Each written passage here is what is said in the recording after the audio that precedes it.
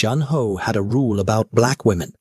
He didn't date them, didn't hire them, didn't let them into his clubs unless they were with someone who mattered. It wasn't something he talked about at board meetings or family dinners. It was just there, quiet and solid, like the concrete foundation of the empire his father had built in Seoul's underworld. His mother had different ideas. "One date," she said that Tuesday morning, her voice cutting through the silence of his penthouse like a knife through silk.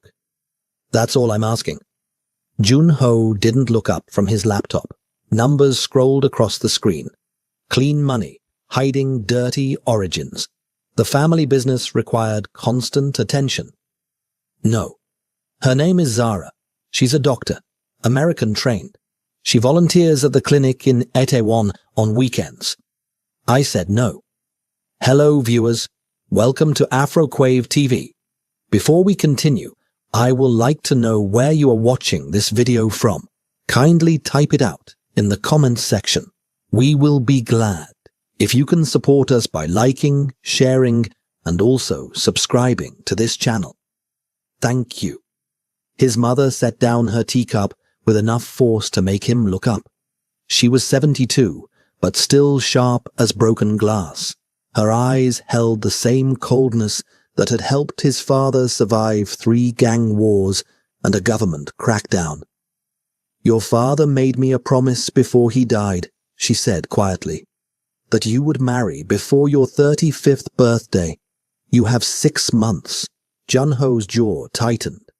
"I'll find someone. You've been saying that for 3 years. Meanwhile, the Kim family is circling. They think we're weak without heirs, without continuity." She stood, smoothing her expensive dress. "One blind date. If you hate her, I'll never mention it again. If you don't show up, I'm giving your cousin Sungmin control of the Gangnam operations." The threat landed like a fist to the stomach. Gangnam was his.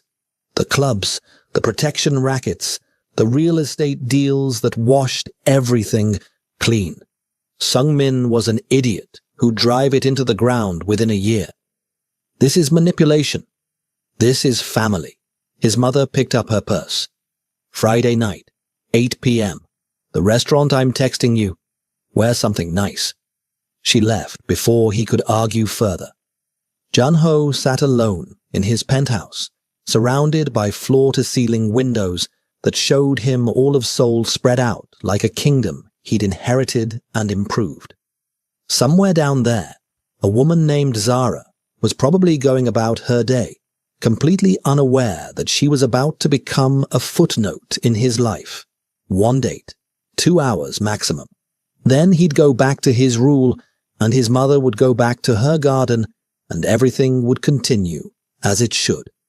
He told himself this several times before Friday arrived. The restaurant was exclusive, the kind of place where you needed connections just to get a reservation and money to keep the staff from remembering your face. Jun-ho arrived exactly on time, which was unusual for him. Being late established power. Being on time suggested equality. But his mother had chosen this battle carefully, and he respected strategy even when it was used against him. Zara was already seated. That was the first surprise. Most women showed up late to dates with him, having Googled his name and his net worth, and decided that making him wait was a power move. But she sat at the corner table his mother had reserved, reading something on her phone, completely at ease. The second surprise was that she was beautiful, not in the manufactured way of the women who usually pursued him, the actresses and models and daughters of rival families who saw him as a prize to be won. Zara had natural hair pulled back from her face, minimal makeup, and wore a simple black dress that probably cost 1/10 of what most women spent trying to impress him. She looked up when he approached. Her eyes were dark brown, almost black, and completely unimpressed. "Jun-ho?" she asked. "Yes, I'm Zara. Your mother didn't tell me much about you, except that you run the family business and you need to get married soon. She gestured to the chair across from her. Should we order first or get the awkward part out of the way? Jun-ho sat down, thrown off balance. What awkward part? The part where you tell me this won't work out because I'm not Korean, or not the right kind of Korean, or just not whatever it is you're looking for. She said it without bitterness, just stating facts. Your mother was very sweet when we met at the clinic, but I could tell this was a setup. So let's eat something expensive, make polite conversation, and then we can both tell her we tried. There was something almost insulting about how easily she dismissed him. Jun-ho was used to women trying too hard, or not trying at all, because they assumed he'd chase them. This was neither. You're a doctor? He asked. Pediatrician. I work at Seoul National University Hospital during the week. The free clinic on weekends. Why Korea? Why not Korea? She smiled slightly. I needed a change. Got offered a position here 2 years ago. The work is good. The people are... She paused. Mostly welcoming. There was weight in that pause. Jun-ho knew what she meant. Korea wasn't always kind to foreigners, especially black foreigners. He'd seen it in his own organization. The way some of his men talked when they thought he wasn't listening. The waiter arrived, and they ordered. Jun-ho chose for both of them out of habit, then caught himself. I'm sorry. Do you have dietary restrictions? No, but I can order for myself. I know. I wasn't thinking. Zara studied him with those dark eyes. Your mother said you were complicated. I'm starting to see what she meant. My mother talks too much. Your mother is lonely. She misses your father. She wants grandchildren before she dies. Zara leaned back in her chair. She also said you probably wouldn't like me. Something about you having very specific preferences. Jun-ho felt heat rise in his chest. Had his mother told this woman about his rule, about his prejudices? What else did she say? That you're smart, ruthless in business, but loyal to family, that you don't trust easily. Zara's expression softened slightly. And that you've been alone too long. The words hit harder than Jun-ho expected. He was alone. Had been for years, really, even before his father died. The business required it. Emotional distance kept you sharp, kept you from making mistakes that got people killed. Their food arrived. They ate in silence for a few minutes. Jun-ho found himself watching her, noticing small things. The way she held her chopsticks, not perfectly, but competently. The small scar on her left hand. The fact that she didn't fill the silence with nervous chatter. Why did you agree to this? He asked finally. The blind date. Your mother was persistent. And honestly, dating in Seoul as a black woman is... She paused again, choosing words carefully. Challenging. Most Korean men won't even consider it. The ones who do usually have fetishes or fantasies they want to play out. Your mother at least presented you as someone serious. I am serious. About business. But not about this. No. Zara nodded. At least you're honest. Jun-ho set down his chopsticks. He should end this now. Thank her for her time, pay the bill, report back to his mother that it didn't work out. Simple. Clean. But something kept him in his seat. What made you become a doctor? He asked. Zara looked surprised by the question. My brother. He had sickle cell anemia. Spent most of his childhood in hospitals. I watched the doctors try to help him, try to manage his pain. Her voice went quiet. He died when he was 14. I was 16. I decided then that I wanted to be the kind of doctor he deserved. Jun-ho felt something crack open in his chest. Not much, just a hairline fracture, but enough to let something in. I'm sorry. It was a long time ago. Zara smiled, but it didn't reach her eyes. What about you? Did you always want to run the family business? The question was innocent enough, but they both knew what family business meant. His mother had probably been vague about the details, but Zara wasn't stupid. You didn't operate the kinds of establishments Jun-Ho controlled without getting your hands dirty. I didn't have a choice, he said. My father built something. I inherited it. Refusing would have meant watching it fall apart or fall into the wrong hands. Do you like it? No one had ever asked him that. I'm good at it. That's not what I asked.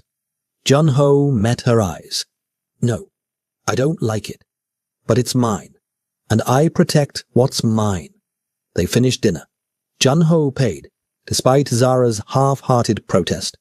They walked out into the cool Seoul night, the city lights reflecting off the glass buildings that surrounded them. Thank you for dinner, Zara said. You can tell your mother we gave it a shot. Jun-Ho should have agreed, should have said good night, gotten into his car, and driven back to his penthouse and his numbers and his empire. Instead, he heard himself say, Would you like to get coffee? Zara tilted her head, studying him. Why? I don't know. She smiled then, a real smile that transformed her entire face. Okay, but somewhere normal, not another place where the staff knows your name. They found a small coffee shop 3 blocks away, the kind of place Jun-Ho never went to, cheap, crowded, filled with students and young couples. They sat in a corner booth with terrible coffee and talked about Seoul, about her work at the hospital, about the patients she saw at the free clinic, the immigrant families who couldn't afford regular health care. She talked about systemic issues without lecturing, about her frustration with a system that left people behind. Jun-Ho found himself talking too, about the pressure of running an organization his father had built, about his mother's loneliness, about the weight of being responsible for hundreds of people whose livelihoods depended on his decisions. He didn't mention the violence, the bribes, the people who disappeared when they became problems, but he thought she understood anyway. 3 hours passed, like 3 minutes. When they finally left the coffee shop, Jun-Ho walked Zara to the subway station. She didn't have a car. I took public transportation like a normal person. It was so far removed from his world that it felt like visiting another planet. I had a good time, she said, at the entrance to the station. That's surprising. For me too. Your mother will be thrilled. Jun-Ho smiled despite himself. She'll take credit for this. She should. I wasn't going to come tonight. Almost cancelled 3 times. Zara looked at him directly. But I'm glad I didn't. Can I see you again? The question came out before Jun-Ho could stop it. Zara's eyebrows rose. Are you sure? I'm still black, still not Korean, still everything your mother said you wouldn't like. I know. And you're still, she gestured vaguely. You, with everything that comes with that. I know. Zara was quiet for a moment. Then she pulled out her phone. Give me your number.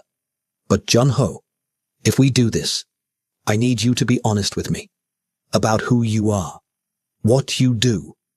I work with vulnerable people. I can't be involved with someone who hurts them. Jun-Ho felt the crack in his chest widen slightly. She was asking him to choose between his rule and something he couldn't even name yet, between the comfortable prejudice he'd carried for years and the uncomfortable truth that she'd already started to matter to him. He gave her his number. They texted that night. Nothing deep, just small things. A photo she sent of her cat, a complaint about hospital bureaucracy, his comment about a meeting that had gone badly. Jun-Ho lay in his penthouse bed, surrounded by expensive sheets and custom furniture, and felt something he hadn't felt in years. Curious about where this might go, about who he might become if he let it. His phone buzzed. Another message from Zara. Your mother called me. She wants to know how it went. What should I tell her? Jun-ho smiled in the darkness. Tell her you're reconsidering your standards. Ha! She'll love that. Good night, Jun-ho. Good night, Zara. He fell asleep thinking about her smile, about the scar on her hand, about the way she'd looked at him like he was a person, not a position or a bank account or a stepping stone to something better. He fell asleep not knowing that in 6 months she'd save his life, and in 12 months he'd have to choose between saving hers or saving everything he'd built. They saw each other 3 times that first week. Coffee on Tuesday, lunch on Thursday, dinner on Saturday at a restaurant. Zara chose a tiny Ethiopian place in Itaewon that Jun-ho had never heard of. He ate injera and spicy wat with his hands and tried not to think about what his father would have said about this. His father had rules, who had built an empire on knowing exactly where everyone belonged and keeping them there. But his father was dead, and Jun-ho was starting to realize that some rules were made to be questioned. On their 4th date, Zara invited him to the free clinic. I want you to see what I do, she said. Not just hear about it. Jun-ho almost said no. The clinic was in a neighborhood his organization controlled through a protection racket. The small businesses paid monthly fees to ensure nothing bad happened to them. It was a polite fiction everyone understood. But he said yes, because saying no would mean admitting he was ashamed of what he did. And he wasn't ashamed, or he hadn't been before Zara.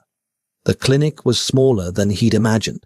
3 exam rooms, a waiting area with mismatched chairs, and a pharmacy that looked like someone's as a closet. Zara introduced him as a friend, and the other volunteers, 2 nurses and another doctor, barely looked up from their work. The waiting room was full. Immigrant families, mostly. Southeast Asian workers who sent money home. African students who couldn't afford the international health insurance. Older Koreans who'd fallen through the cracks of the national healthcare system. Jun-ho recognized some faces. The Thai woman whose restaurant paid protection money to one of his lieutenants. The Nigerian man who ran a small export business and complained every month about the fees. They recognized him too. He saw it in their eyes, the flash of fear, the quick look away. Zara was with a patient, so Jun-ho sat in the corner and watched. He watched her examine a child with a fever, speaking gently in broken Korean mixed with English. Watched her explain prescription instructions to an elderly woman who couldn't read. Watched her stay late to see one more patient, then another, then another. By the time they finished, it was past midnight. You're exhausted, Jun-ho said as they walked to his car. He'd insisted on driving her home this time. I'm fine. This is what I do. Every weekend? Every weekend I can. Zara leaned against his car, looking up at the Seoul night sky. You couldn't see many stars. Too much light pollution. But she looked anyway. Most of those people won't go to regular hospitals. They're afraid of being deported or reported or just treated like they don't matter. So we try to help. Jun-ho thought about the protection money, the fees that made it harder for small businesses to survive. The system he helped maintain pushed people into places like this clinic. What are you thinking? Zara asked. That I'm part of the problem. She didn't deny it. Yeah, you probably are. The honesty should have angered him. Instead, it felt like relief. No pretending. No excuses. Can I ask you something? Jun-ho said. Always. Why are you spending time with me? You know what I do, what my family does. It goes against everything you believe in. Zara was quiet for a long moment. Because I think you're more than what you do. I think you're someone who inherited a nightmare, and you're trying to survive it. And I think, she paused, I think maybe you want to be better. You just don't know how. Jun-ho felt something break open wider in his chest. The crack is spreading, letting in light and air and the terrifying possibility that she might be right. He drove her home. I walked her to her door, kissed her for the first time in the dim hallway of her apartment building. She tasted like coffee and something sweet he couldn't name. Her hands came up to his face, gentle but certain. When they pulled apart, she was smiling. That was nice, she said. Just nice? Very nice. But Jun-ho, her expression grew serious. If we're doing this, really doing this, you have to promise me something. What? No lies. Not about what you do. Not about who you are. I can handle the truth. I can't handle being deceived. Jun-ho thought about all the ways his life was built on deception. The legitimate businesses that hid the illegitimate ones. The politicians who took bribes and looked the other way. The families who benefited from his protection while pretending not to know what it cost. I promise. They kissed again. Longer this time. Deeper. Jun-ho felt himself falling into something he couldn't control, couldn't predict, couldn't protect himself from. It was terrifying. It was the best he'd felt in years. His mother noticed the change immediately. You're smiling more, she said, over tea the following week. Zara must be good for you. Don't gloat. I'm not gloating. I'm being proven correct. There's a difference. She poured more tea. When will you bring her to family dinner? Jun-ho's stomach tightened. It's too soon. It's been 3 weeks. That's practically engaged by your standards. The family won't accept her. The family will accept whoever I tell them to accept. His mother's voice went hard. I didn't survive your father's wars by being weak. If you want this woman, you bring her to dinner. You show everyone that she matters. Or they'll smell weakness and they'll use it against you. She was right. His cousin Sung-min was already circling, making comments about Jun-ho's focus being divided. The Kim family had reached out twice about a potential marriage alliance.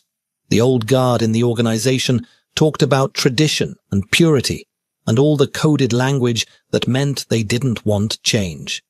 But Jun-ho was tired of playing by rules made by dead men. Fine. Next Sunday. His mother smiled. Good. I'll make sure everyone behaves. That was a lie. But Jun-ho appreciated the effort. He told Zara about the dinner on Thursday. They were at her apartment, eating takeout on her couch while her cat, a massive orange creature named Mango, sat between them judging Jun-ho's every move. Family dinner. Zara set down her noodles. With your whole family. Most of them. The ones who matter. Jun-ho, I've met your mother. She's lovely. But I'm not naive. I know what a family dinner means in, it's both. But if you pass, they'll leave you alone. And if I don't pass? Jun-ho didn't answer immediately. If she didn't pass, if the family decided she was a liability or an embarrassment or just unacceptable, things would get complicated. His mother could protect them to a point, but there were limits to her influence. Then we deal with it, he said finally. Zara looked at him for a long moment. You're asking me to walk into a room full of people who will hate me for reasons I can't control. People with power and connections and probably criminal records. And you want me to smile and make small talk and prove I'm good enough for you.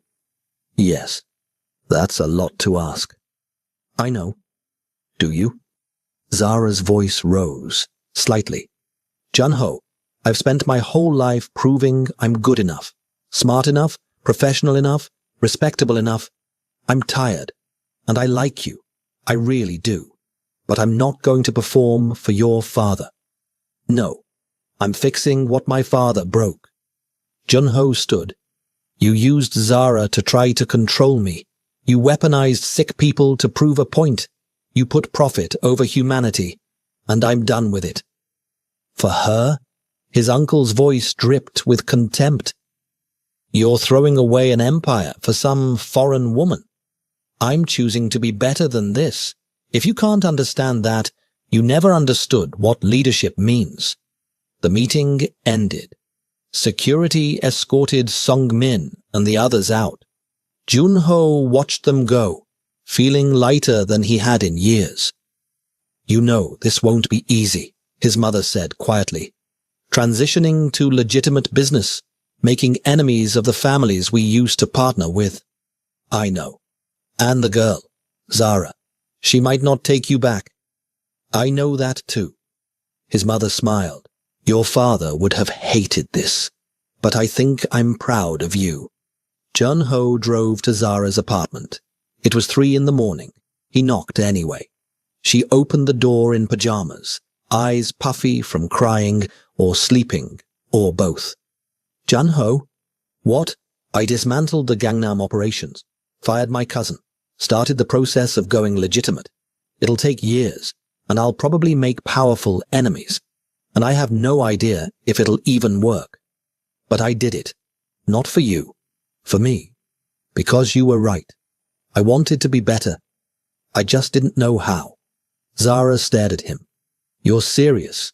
Completely. Jun-ho, you can't burn your whole life down for me. What if we don't work out? What if... Then I'll still be better than I was. I'll still have chosen to stop hurting people. That's not about you. That's about who I want to be.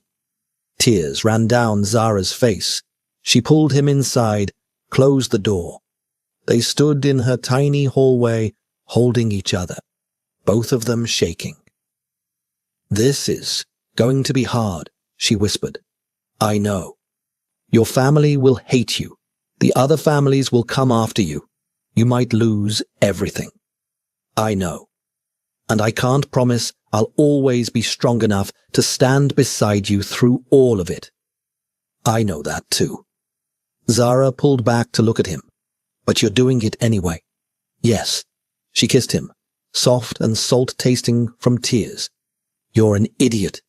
Probably. I love you. I love you too. They went to bed. Not to make love, just to hold each other. To feel like maybe, possibly, they'd survived something that should have destroyed them. In the morning, Jun-ho started the real work.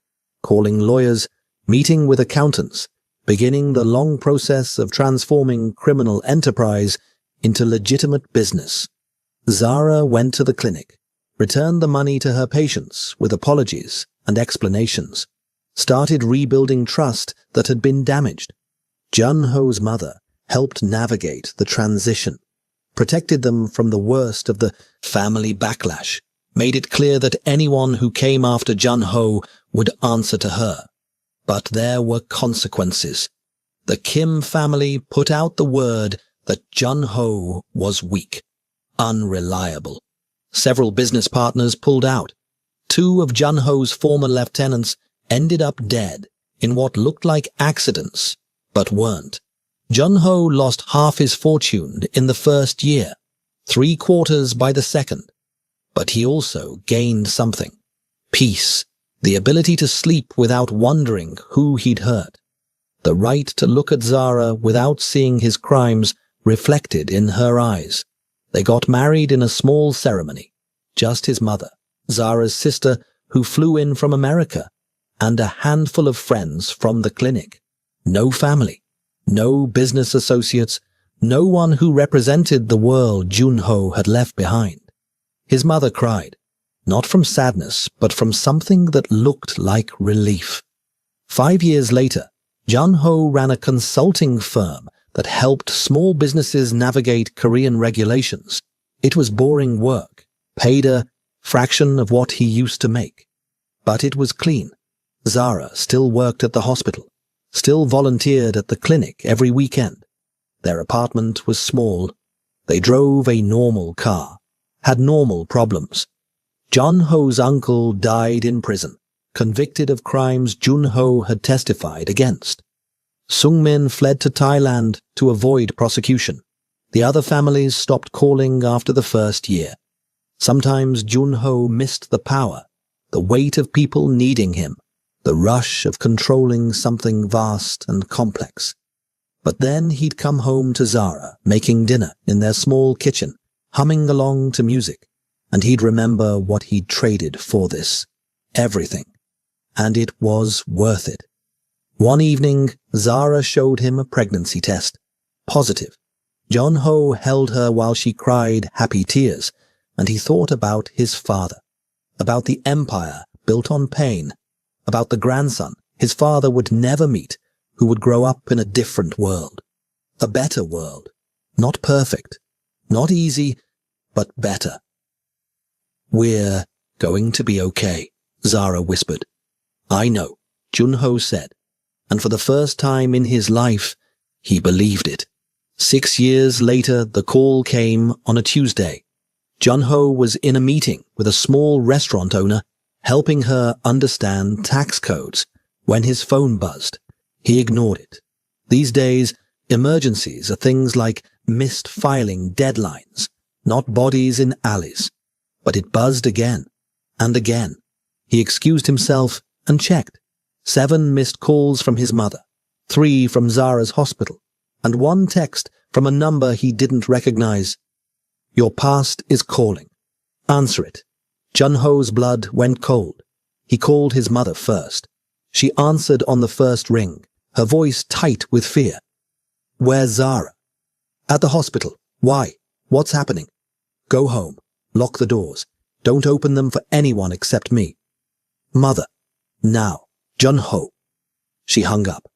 Jun-ho ran. He made it to the hospital in 15 minutes. Traffic laws be damned. The receptionist tried to stop him, but he pushed past, heading for the pediatric ward where Zara worked. He found her in an exam room with a patient, a small girl, maybe 4 years old, crying while Zara examined a nasty cut on her arm. "Jun-ho." Zara looked up, startled. "What are you?" "We need to go. Now. I'm with a patient." "Zara, please." Something in his voice made her look closer. She saw the fear, the urgency. She turned to the nurse hovering nearby. "Can you finish? I need 5 minutes." They stepped into the hallway. Jun-ho kept his voice low. "Someone contacted my mother. Threatened her. I think it's connected to me. To the old business." Zara's face went pale. "The families? After all this time?" "I don't know. But we need to get you somewhere safe until I figure it out. Jun-ho, I can't just leave. I have patients, responsibilities, and I can't lose you." The words came out raw, desperate. They'd built a life on normalcy, on pretending the past was truly past. But some debts never got paid. Some enemies never forgot. Zara's phone buzzed. She looked at the screen and her hands started shaking. "What is it?" Jun-ho asked. She showed him a photo of their daughter, Ji-won, at her kindergarten, taken that morning, sent from an unknown number with a simple message. "Beautiful child." It would be a shame if something happened to her. Jun-ho's vision went red. Where is she? At school. Jun-ho, what's happening? Someone's coming after us, using Ji-won to get to me. He was already dialing his security contact, the one person from his old life he'd kept close, just in case. "I need to get her somewhere safe. I'm coming with you. Zara, she's my daughter too. Don't you dare try to protect me by pushing me away." They ran together. The kindergarten was chaotic. Not because anything had happened. Not yet. But because Jun-ho had called ahead and told them to initiate lockdown procedures. Parents were arriving, confused and angry, demanding their children. Jun-ho found Ji-won in her classroom, sitting with her teacher, clutching a stuffed rabbit. She had Zara's eyes and Jun-ho's serious expression. When she saw them, she ran over. "Appa! Yoma! Why is everyone scared?" Jun-ho picked her up, held her tight. She smelled like crayons and apple juice. Normal things, safe things. "We're going on an adventure," Zara said, her voice steady despite the fear in her eyes. "Just for a little while." They took Ji-won to Jun-ho's mother's house. It was the safest place he knew. His mother had kept some of the old security measures when she'd moved out of the family compound. Guards who were loyal to her, not to the old organization. Walls that were meant to keep danger out.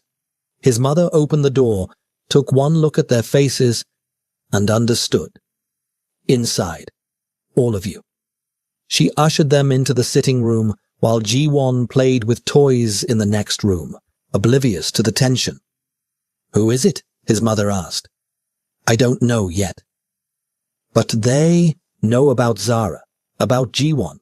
They're trying to scare us, or draw you out." His mother's face was hard. "You embarrassed powerful people when you left, Jun-ho. Made them look weak.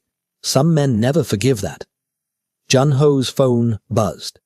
Another unknown number. He answered, putting it on speaker. "Hello, Jun-ho." The voice was familiar. Male. Speaking Korean, with an accent Jun-ho recognized but couldn't place. "It's been a long time." "Who is this?" "Someone you wronged. Someone you destroyed when you decided to play hero." Then Jun-ho remembered. Park Min-seo, one of his father's oldest associates, a man who'd made millions off the operations Jun-ho had dismantled. Jun-ho's testimony had sent him to prison for 8 years. He'd gotten out 3 months ago. "Min-seo." "Very good. I wasn't sure you'd remember me. After all, I was just one of many lives you ruined when you chose that woman over your family." Zara flinched. Jun-ho reached for her hand. "What do you want? What you took from me? My reputation, my business, my life." Min-seo's voice was calm, which made it worse. "But I'm a reasonable man. I'll settle for watching you lose what you value most. Touch my family, and what? You'll call the police? Use connections you don't have anymore? Jun-ho, you gave up your power. You're nobody now. Just a failed businessman with a foreign wife and a half-breed daughter." Jun-ho felt Zara's hand tighten on his, saw his mother's face go white with rage. "If you hurt them," Jun-ho said quietly, "I will find you, and I will kill you. Not as a crime boss, as a father. Do you understand?" Min-seo laughed. There he is, the real Jun-ho, the one who pretends to be civilized but still has blood on his hands. "Tell me, does your wife know about the people you killed? Does your daughter know her father used to make people disappear?" Jun-ho hung up. The room was silent, except for Ji-won's laughter from the next room. The sound of innocence, oblivious to the darkness circling. "He's going to come after us," Zara said. "Isn't he?" "Yes." "Then we run. We leave Korea. Start over somewhere else. He'll follow. Men like Min-seo don't stop." Jun-ho looked at his mother. "Can you keep them safe? Here?" "For a while. But Jun-ho, if this man wants blood, eventually he'll find a way." Jun-ho knew she was right. There was only one way to end this. He had to go back, not to the violence, not to the crime, but to the people who still operated in that world, the ones who owed him favors, the ones who remembered when he'd been powerful enough to protect them or destroy them. He stood. Zara grabbed his arm. "Don't. Whatever you're thinking, don't. I have to end this. Not by becoming what you were. Jun-ho, we've built something good. Don't throw it away. I'm not throwing it away. I'm protecting it. He cupped her face in his hands. You and G1 are everything to me. I won't let him hurt you. Then let's go to the police. Together. Legally. The police can't stop him. He's too connected, too smart. By the time they act, it'll be too late. Zara's eyes filled with tears. I didn't fall in love with a killer. Don't become one again. I'm not going to kill him. I'm going to make him understand that some people can't be touched, that some debts are too expensive to collect. He kissed her, kissed G1, promised his mother he'd be careful. Then he left to visit ghosts. The first ghost was Lee Sang-woo, Junho's former head of security. He'd gone legitimate too, running a private security firm, but he still knew people, still had connections. They met in a quiet coffee shop in Gangnam. I heard Min Seo got out, Sang-woo said. Didn't think he'd be stupid enough to come after you. He thinks I'm weak now, vulnerable. Are you? Junho thought about Zara, about Ji-won, about the life he'd built on the ruins of his father's empire. Yes, but I'm also a father, and that makes me more dangerous than I ever was. Sang-woo smiled. What do you need? Information. Where he's staying, who he's working with, what he's planning. And then? Then I'm going to have a conversation with him, remind him why people used to be afraid of my family. Sang-woo made calls. By nightfall, Junho had addresses, names, schedules. Min Seo was staying in a small hotel in Itaewon, working with a crew of young criminals who didn't know Junho's reputation, planning something for the end of the week. Junho didn't wait. He went to the hotel that night, walked past the front desk like he owned the place, took the elevator to the 4th floor. Min Seo's room was at the end of the hall.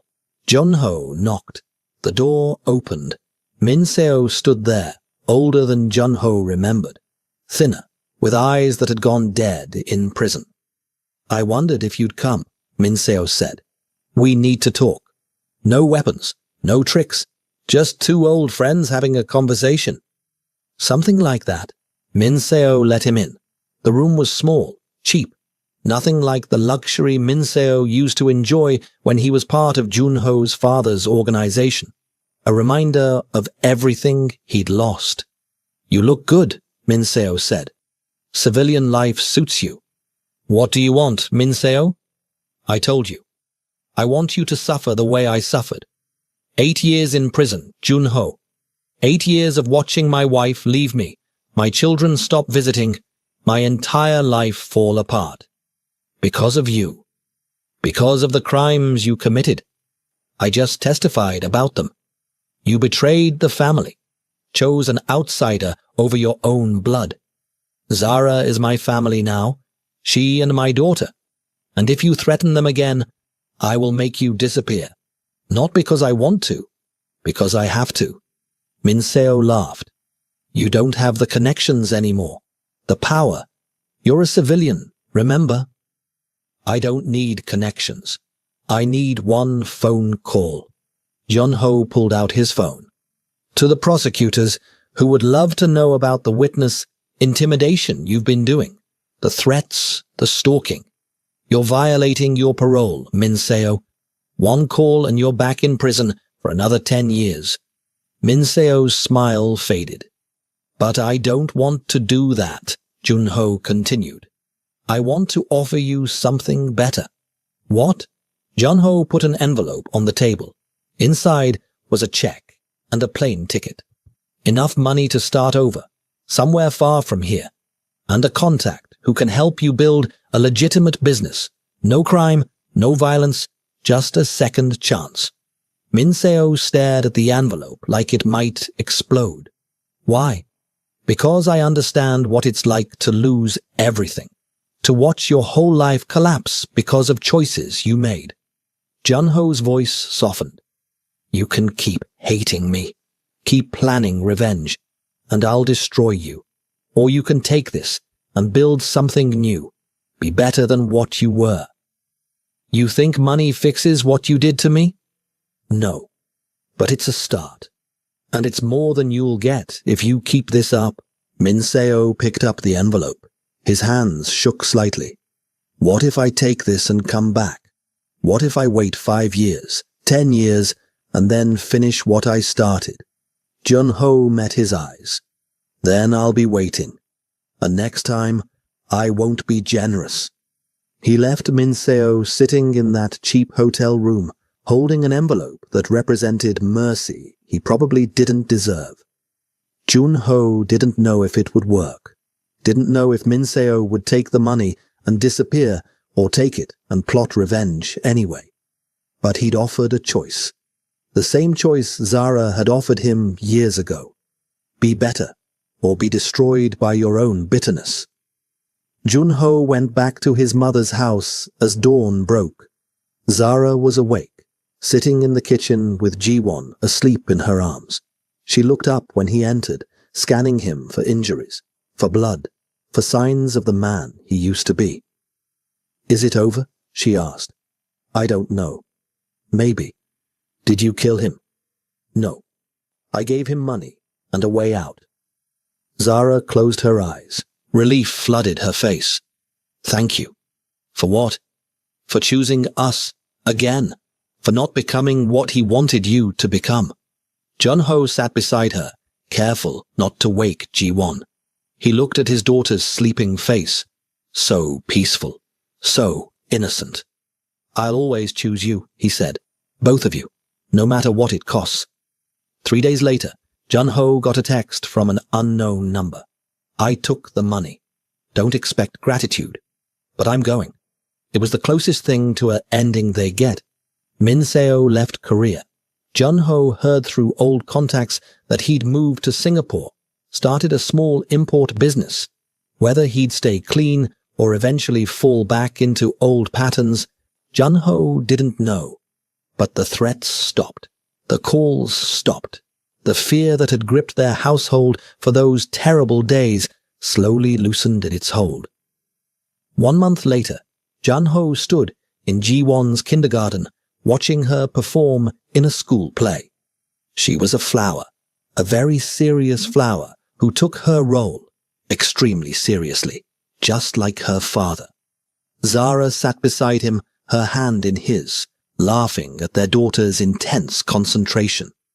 Around them, other families did the same, normal families having normal moments. Jun-ho had spent years chasing power, building empires, living by rules that promised strength but delivered loneliness. Now he sat in a plastic chair too small for his frame, watching a 5-year-old forget her lines, and felt richer than he'd ever been when he controlled half of Seoul's underworld. After the play, they took Ji-won for ice cream. She got chocolate all over her flower costume and didn't care. Zara tried to clean her up and made it worse. Jun-ho laughed until his stomach hurt. That night, after Ji-won was asleep, Jun-ho and Zara sat on their small balcony, looking out at the city lights. Do you ever miss it? Zara asked. The power, the respect, all of it. Jun-ho thought about it honestly. Sometimes. But then I remember what it cost. Who I had to become. And I realize I don't miss that person at all. Who are you now? I'm still figuring that out. But I know I'm someone who loves you, who wants to be a good father, who wants to build things instead of breaking them.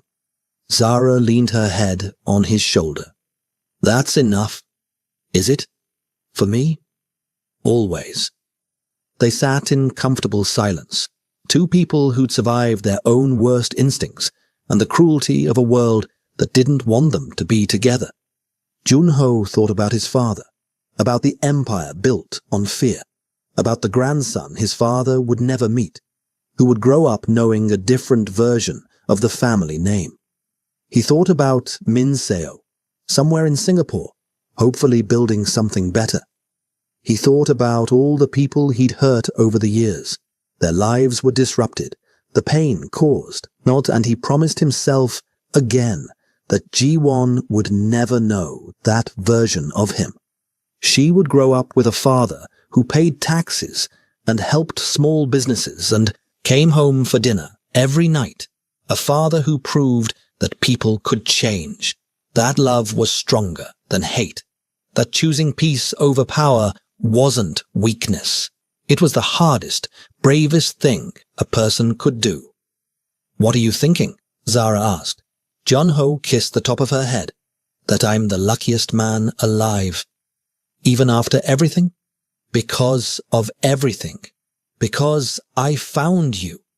Because you saw something in me worth saving. Because our daughter will never know the weight of what I left behind." Zara turned to face him, her eyes bright in the city lights. "I love you. Even when you're dramatic. I love you too. Even when you're right about everything." They kissed, soft and sweet, like they had all the time in the world, like they weren't standing on the ruins of an empire, like they were just two people who'd found each other against impossible odds and refused to let go.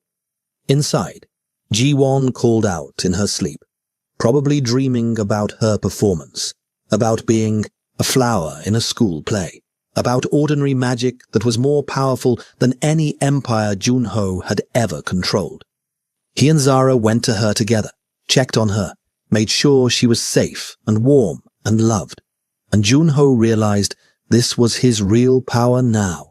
Not fear, not control, not the ability to make people disappear, but the capacity to love, to protect, to build instead of destroy. It wasn't the legacy his father had left him. It was better. Hello, viewers. This is where the story ends. I hope you enjoyed it. Let us know how you feel about this story in the comments section. Don't forget to subscribe to this channel as we bring you another powerful story soon.